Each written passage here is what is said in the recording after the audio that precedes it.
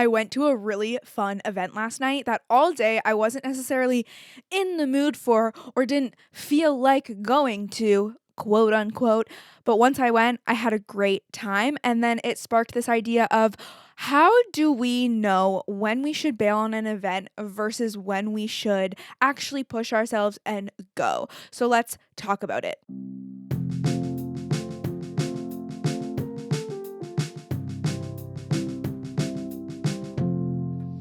The first thing is to think about how it'll make you feel.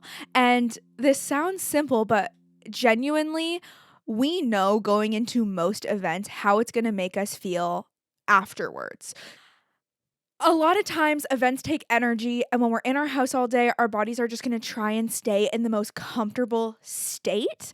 But knowing that an event is going to make me feel good and I just need to push myself, it's so worth it. I have a few examples. The first one was the event that I went to last night. It was a fit girl walk in Toronto. It was nerve-wracking because I was going completely alone, and so whenever I go to events alone, there are moments where I'm like, should I really go to this? Should I not go to this? Like I always dread the beginning. I dread the beginning of like trying to find someone to go up to and like what question do you ask and whatever. And my tip for that is it really helps in the car ride there or on the subway getting there. You think through, well, what's a question I can ask someone that we have in common, or what's a way to go up to someone and start talking to them. And a few go-to questions when I've gone to events and haven't known anybody is, how did you find out about this event? How long have you been following whoever created the event? Um, how close do you live to the event space that we're in? Like, how long have you lived in Toronto? What do you do for a living? This one girl was so cute yesterday. She's like, what are you passionate about? I'm like, love that question. Let's get into it. And so, knowing in hindsight, you can be honest with yourself and be like, okay, if I've gone to events like this before, and have I had a good time? Okay, I have. Okay, great. I should push myself to go. Like, I even went to see the Taylor Swift movie. If you're watching on video, in the corner, there's the Taylor Swift bucket. Whoop whoop. I bought it. Yep, caved. Now it's in my setup. I went with my friend and I had gone to see the Taylor Swift movie before with my mom and my grandma, and it was amazing. But my mom and my grandma are not Swifties like I am. So I have one Swiftie friend, and I was like, girl, we need to go see the movie. It's about to be out of theaters. Let's go. And it's funny because we both had a really busy week and a really busy Friday, but we planned to go on Friday at like 5 o'clock. It was great. It wasn't a super late show. And when we saw each other, we both laughed about the fact that we weren't necessarily in the mood to go. We didn't really want to go, but we knew we would have so much fun and it would be so worth it. So we forced ourselves to go and we had the best time ever. And yes, we were both tired at the end of the night. It's a 3-hour fucking concert. Of course you're going to be tired at the end of the night, but we are so grateful we went. Now let's talk about the flip side though. When you are dreading an event or you feel like you don't want to go to an event, ask yourself, is it going to make you feel good, or is there a reason you actually don't want to go? Because if you sit with yourself and ask your body, listen to your body, ask yourself historically, what has happened when I've gone to events like this before? You will have an inner knowing that says, I don't feel good when I go to these events and I do not want to go. That is when I think you should not fucking go. Stay the fuck home. I struggled and I went against my inner knowing for years, years. It is so crazy. I had an old note in the notes app on my phone pop up, and it literally was talking about how there was a specific type of hangout, and I was saying how I didn't want to go and I didn't want to be around specific people. And I know that I ended up going, and it took me another year and a half to decide to stop going to those specific events with specific people. And it's just wild to me to see proof and evidence that years before I actually made the decision to stop going, I knew it wasn't right for me and I knew it didn't feel good and I just ignored it. And it can be confusing when like certain events you go to and sometimes you have a good time and other times you don't have a good time. So it's like, okay, what do you do then? If you're actually genuinely not sure, because you never really know how an event's going to go. You never really know how it's going to feel when you leave, because you can imagine all you want, but you never know till you're there. Okay, let's go next step down the ladder. Physically, How are you feeling physically? This is when I think you should go. Have you been inside all day? Have you been social this week? If the answer is yes, you've been inside all day and you haven't left the house, or no, you haven't been social all week and you actually probably need some social interaction, you should go. And that was similar to my mood yesterday. I had been home a lot during the week. I've been working from home. I haven't been seeing a lot of people other than like my fucking parents. I've been craving more social interaction, and physically I didn't feel super tired. I had energy. I had a like chill yoga class during the day, and I knew I could like go out and physically like stand around and like go for a walk and like interact with people. Like physically I had it in me. I just didn't want to leave my comfort zone. That's when you know, okay, you need to push yourself. We need human interaction as human beings. It's how we live, it's how we stay happy, it's how we release endorphins.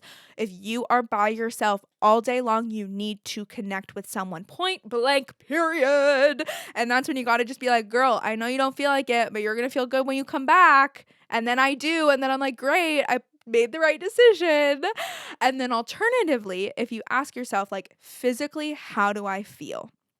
And if you feel exhausted, depleted, if you check in with your body and your body's like, I just want to lay in bed and I just want to do maybe it's like you decide not to go and you don't just lay in bed, but you do a very slow yoga practice or stretching class, or you go for a really, really slow, comfy walk in your sweats around the block, and that'll fill your cup more than something very stimulating. So you have to be really honest with yourself and be like, what has my day been like today? Has it been really active? Has it been really draining? What's my week been like? Have I already been really social? Because if your social battery is so low, that's when it's really important to decide to stay home, because a social event depends on the person, introvert, extrovert, blah, blah, blah.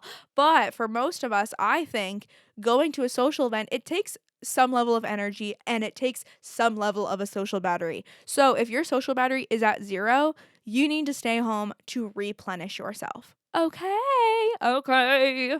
Also, in terms of not wanting to go to events when your inner knowing is like telling you you shouldn't go, it can be hard to listen to our inner knowing. What the fuck even is our inner knowing? Okay. What mood have you been in all day? Ask yourself that. What mood have you been in? What mood have you been in all week? How have you felt? How did you feel when you made this plan? Did it make you excited? Did it make you dread it? What was your like unfiltered, don't think about what anyone else thinks. No one else knows the answer to this question but you. You don't have to tell anybody else this answer to this question. How did it make you feel? Because sometimes I'll book an event and be like, I already don't want to go.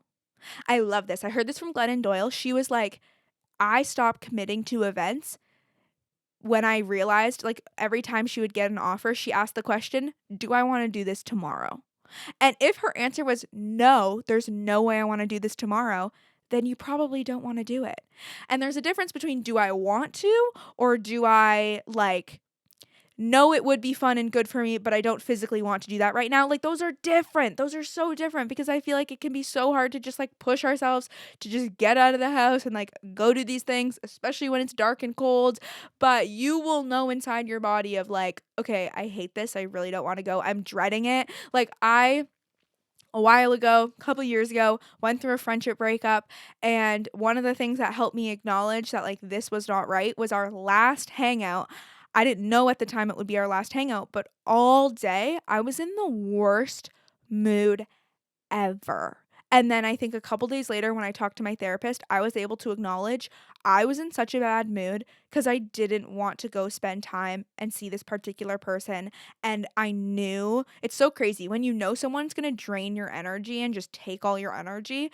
You feel like shit even leading up to that hangout because you just don't want it to happen.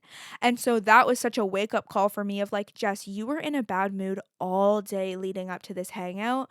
Like, clearly, like, it was related. There wasn't any other explanation for my bad mood. If you listen to yesterday's, it could be an explanation. Is it my cycle? Blah, blah, blah.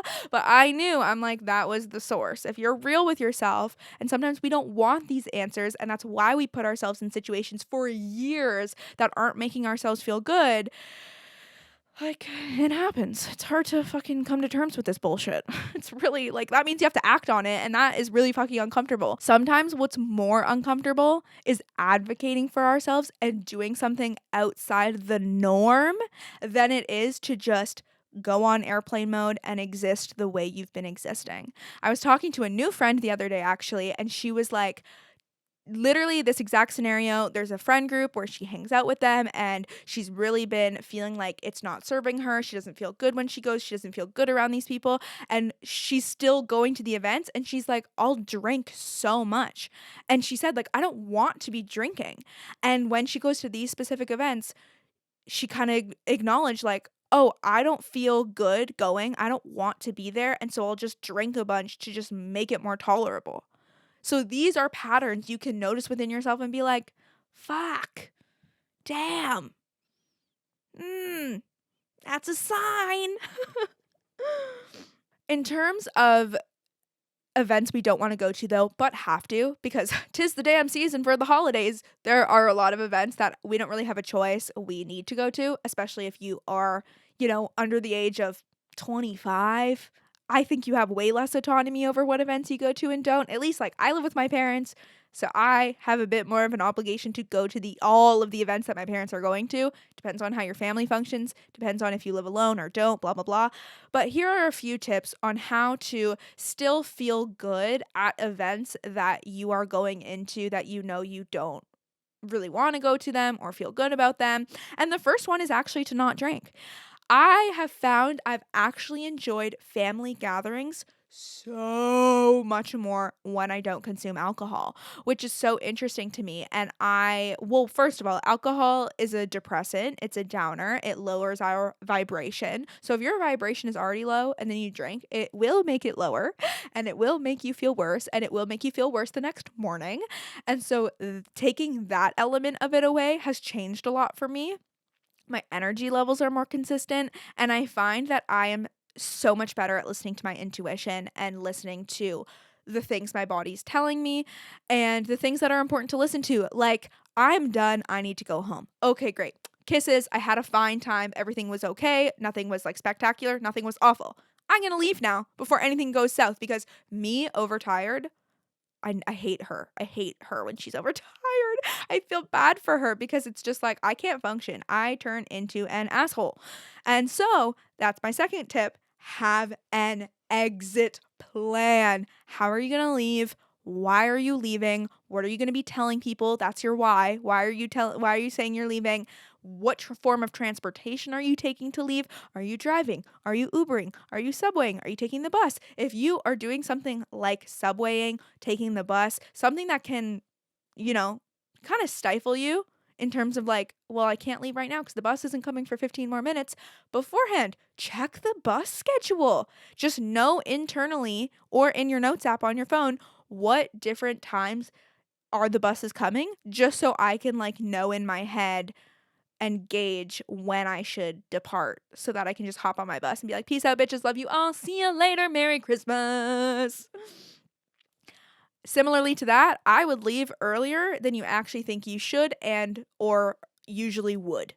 Like, there's nothing wrong with leaving a little early, because that means you leave before your social battery runs out. You leave before things could probably go south, especially if you're sober. You leave before the drunk people get really drunk, and that's always the best way to go about it. Kudos, cheers, Cheetos. Ooh, and actually not talking about leaving, but go with a buddy. Go with a buddy. Especially if it's a thing that you're nervous about, go with someone who is comfortable for you, who makes you feel good. If you're having a lot of social anxiety about an event that you actually do want to go to and know will make you feel good, and you're like me and you're nervous about the beginning part of it, because that's the part that's like, you never know how it's going to start and feel. I just cracked my knuckles. I don't know if you heard that. Go with a buddy, and that way you can talk through your nerves. If you do like to drink, you can have a pre-drink together, and you can just, get a little bit more into the social vibe. When I'm completely alone all day long and then I throw myself into like a ginormous social event, it can feel really overwhelming because it's just like from 0 to 100 so quick. So if you go with one or two people or a small group, you're kind of easing into the socialness of things, and that can really help. I love a one-on-one moment. I love a small group. I love a one-on-one conversation. So even during an overwhelming social event, I'll, seek out those moments of connection because that's what leaves me feeling really fulfilled at the end of it. If you are also having social anxiety about a situation you think will be fun, historically, look at what has happened in the past. You've gotten through it. You've shown up for yourself. You've been able to function in an event that you've never been in before. You will be okay. Prove to yourself by looking at the past that you've done it before and you're going to live through it. And you're actually a bad bitch. And you've had great conversations with awesome people before. So go the fuck off. Another big struggle with social events in general, whether it's family or meeting new people, is the question of what do you do with your life? What is your career? What is your job? And how excited you are for an event can actually be so related to where you're at in your life. Because I have hated going to events when I don't have a great, simple answer to, Jess, what are you doing with your life? And when you can't give something like a real blanket spiel two-sentencer, it's an anxiety inducing question. I actually brought my boyfriend to a little family dinner out at a restaurant with a side of my family that never goes out for dinner, so I did not know what to expect. And it was funny because my aunt asked the question that we all know we're going to be asked, especially if you're in your 20s. What are you doing with your life? What is your job? What is your career? And he, love him so much, went into his old spiel without even realizing like his status has changed. So every time people were asking us these questions, we had just graduated from school. So he would always say, oh yeah, like I just graduated from a business degree and I'm looking for a sales job. And he said that to my aunt, and my mom and I were like, dude, what? You have a job. And he was like, And so that's why I think it's really helpful to pre-plan and pre-think about your answer to that question. What is your spiel?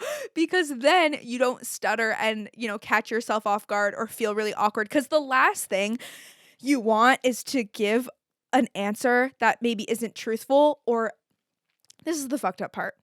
Doesn't sound good. Because listen, you could spin your career in 10 different directions depending on how you word it. So I think about who is going to be there and what answer they will prefer.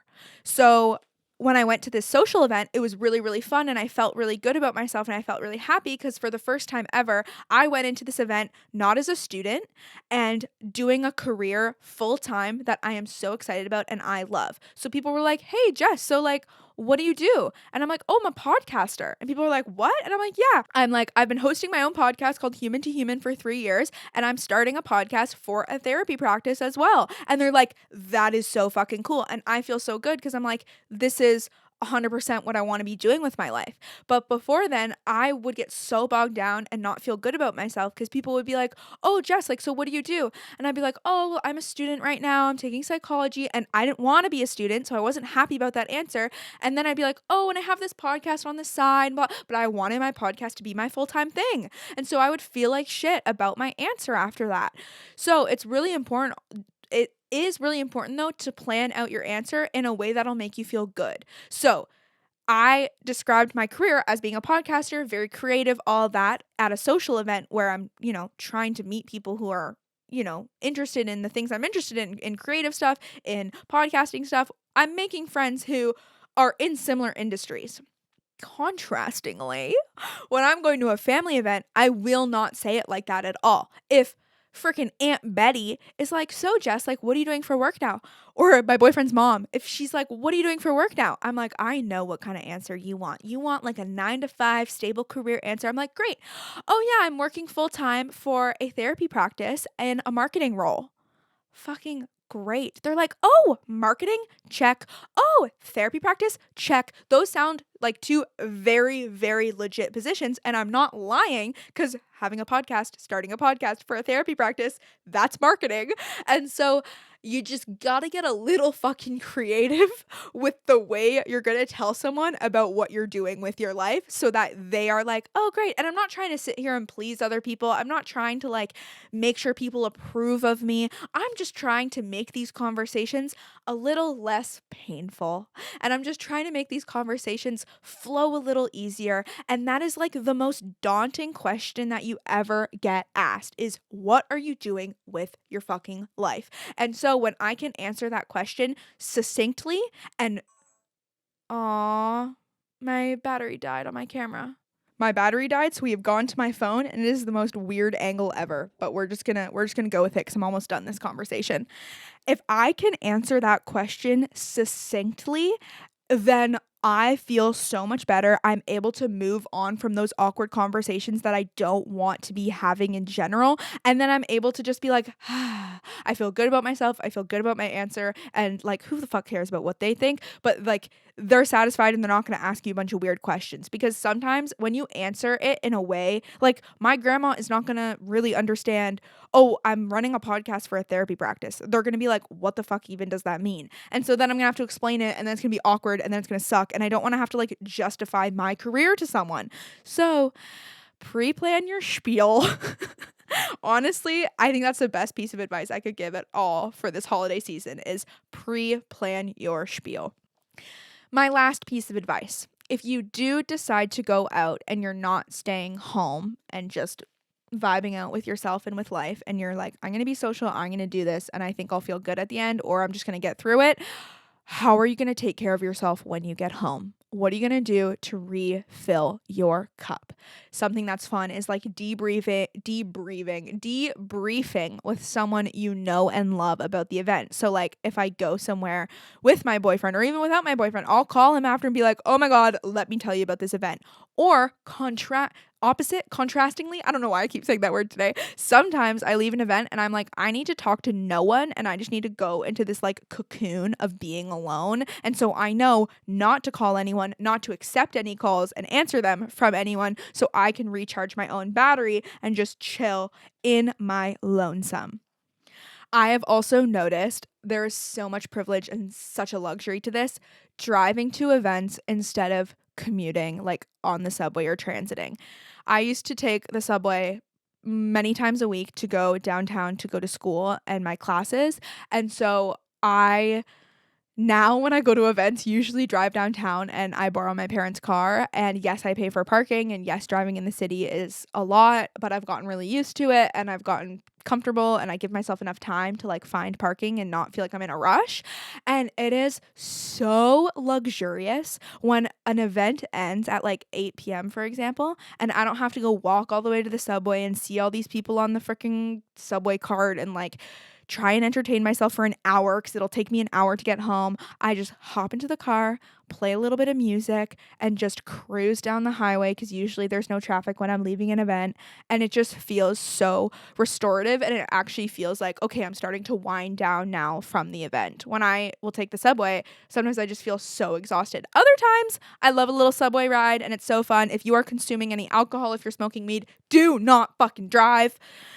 But yeah, that's another way I wind down. And my final favorite way to wind down is to have a bath. I'm such a bath girly. I always feel so sweaty after those events. I'll have a nice bath, and then I'll drink a little bit of water, brush my teeth, read a book before bed to help my brain just like wind down. And then sometimes too, if it's a really hectic night, have a slow morning. Take your time in the morning. Don't go on your phone right away, and just allow yourself to be in your own presence to recharge your own batteries a little bit.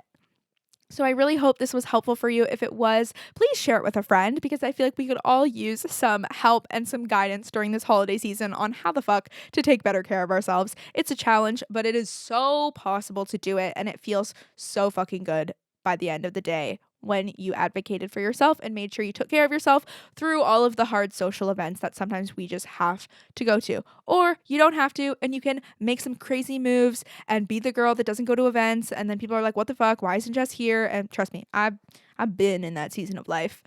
I love you so much. Remember that you got this and everything's going to be okay. Feel free to tune into Podmas because tomorrow we got a whole new episode. We'll maybe do some shorter ones. You know, it's getting a little long sometimes.